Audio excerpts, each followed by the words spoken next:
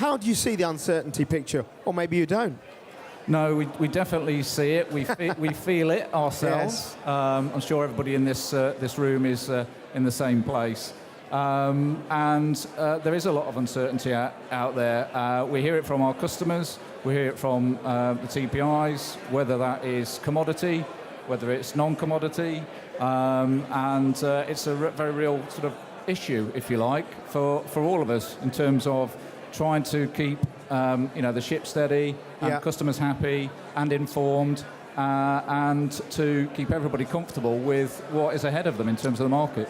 I think the thing that we've noticed, and we looked at the policy framework that's coming out. It's been staggered in some ways, and then you get things passing out. But there is this feeling that people are holding off investment decisions. Yeah. Now, probably you're doing the same thing, as well as the TPI and the end user customers. Yeah. Are you guilty of a bit of that, do you think? Well, being a Scottish organisation, that might be something that we're accused of. But no, I think... but you could understand why people aren't doing it. Totally. But we're very much on a path in terms of our aspirations and ambitions with the market. That will need investment, whether that's us as a business energy supplier or through renewables, whatever that may be. So we have a path that we're plotting, and it's something that we'll stick to. But there is a lot of uncertainty out there, so you have to have that agility in terms of your planning and your decision making. What do you think people can do right now to try and sort of give themselves a steady base? Because there's an expectation that whenever Brexit is resolved, you might have a floodgate of legislation coming. Okay? Do these changes, and it'll just hit people very quickly.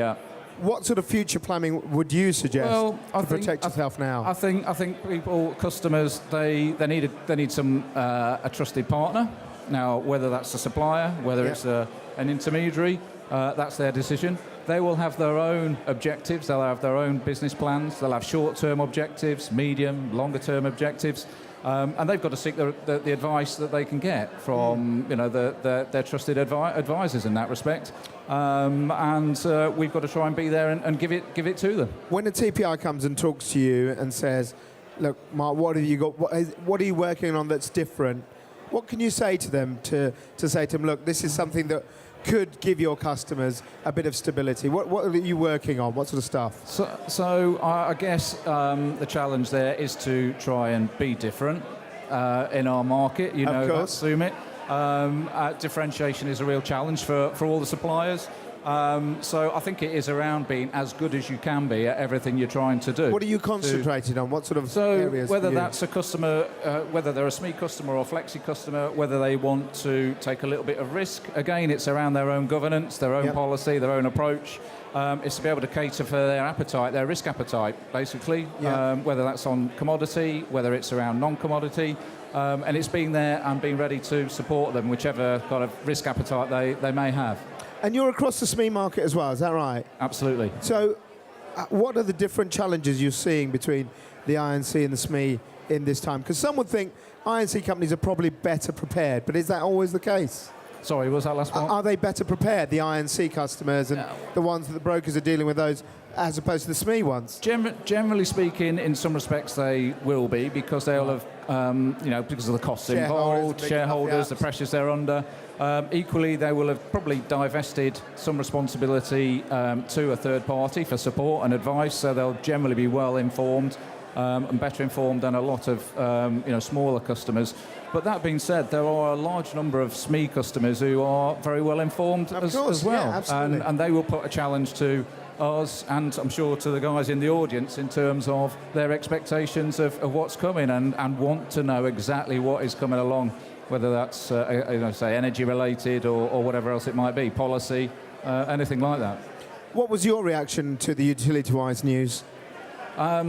Well, I can't say too much on that. I can't go into too much detail. But our original and remaining and enduring concern there is around the customers that we have, actually, to make sure that we put the customers first, and we service, the inquiries that they might have for us, and actually to give them the assurance that they'd expect from us as a supplier. And you've been having those dialogues, and we've had some conversations, I think it's fair to say. Yeah. Okay. And then moving on to the final bit really is looking at where we are. Maybe in 18 months, maybe we'll have gone through all of this, and we've come through it. Where do you see the challenges for the broker market being, and where do you see the sort of offerings that people may be asking? You know, you might have an R&D team. You've probably got one, Mark. Working out what will be the next thing, whether it's a market device, whether it's some sort of cyber trading or whatever it is. What are you working on that, and what do you think they'll be wanting for their customers in about a year and a half's time? Well, I think obviously supply, price is going to remain, you know, a key element of everything that we're involved with. But the market is getting more complex. The technology is supporting that complexity. Things that we wouldn't have dreamt of, you know, years ago are now starting to become a reality.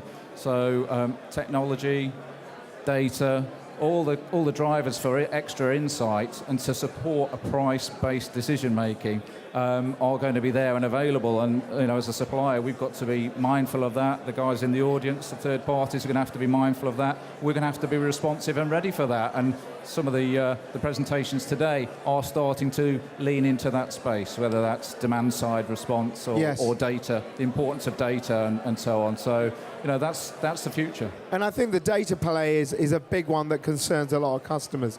Are you investing in all that, looking at the cybersecurity around smart devices and smart metering, and also the basic idea, people have talked about it for many years, about kind of, you know, autonomous trading and that coming to play for the markets. Are they areas you're looking at?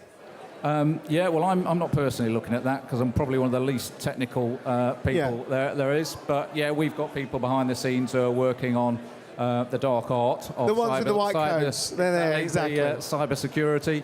But equally, you know, in terms of trading, what's there in the market, the tools that are available now to customers to understand their data, and their expectation as well. Because as a consumer, we expect everything to be at our fingertips. And our customers are going to be in that space quite quickly. So that's something we've got to be mindful of and ready for.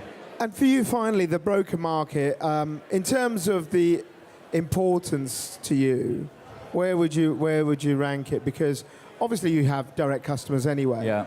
But most people always like to go to a broker to get that slight independence away from suppliers like you. We respect it and welcome it, and we work well with the intermediaries. So it's something that we recognise. Customers need that impartiality, and we enjoy the relationships. Actually, that's why we're here today. You know, to reinforce the ones we've got, and hopefully to meet some new partners as well. So we're very supportive.